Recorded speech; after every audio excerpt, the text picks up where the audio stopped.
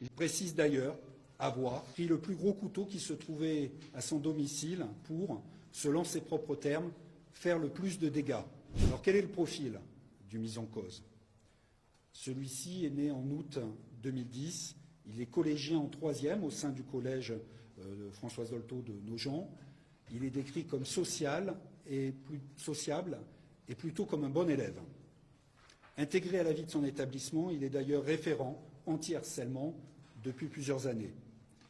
Il est issu d'une famille unie et insérée professionnellement. Aucun membre de sa famille, ni lui-même, ne présente d'antécédents judiciaires. L'enquête a établi qu'il avait fait l'objet de 2 sanctions disciplinaires en novembre et décembre 2024.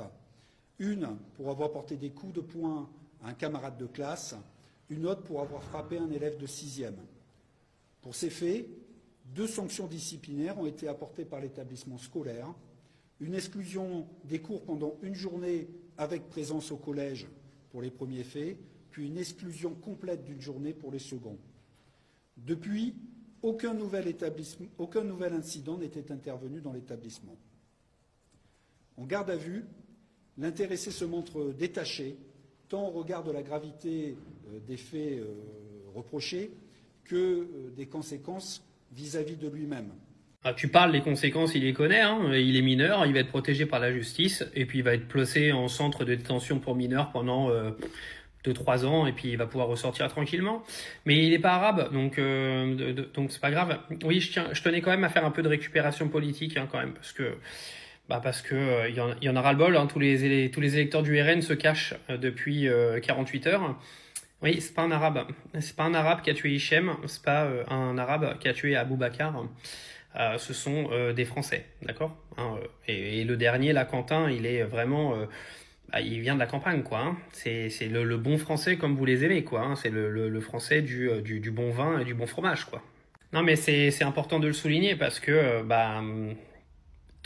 toute la journée, moi, je vois passer des problèmes de voile, des problèmes d'abaya, des problèmes d'intégration, des problèmes de viande halal.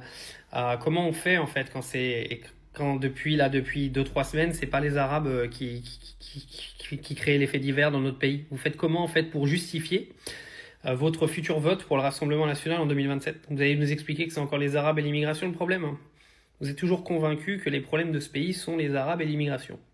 Si après tout ce qui se passe en ce moment, vous êtes toujours convaincu de ça, c'est que vous êtes bien fait laver le cerveau et que de toute façon, pour vous faire laver le cerveau à ce point-là, vous êtes quand même pas bien fut-fut.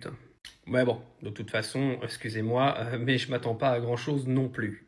Et je vous avoue que j'ai quand même hâte de voir le RN à la tête de ce pays bientôt.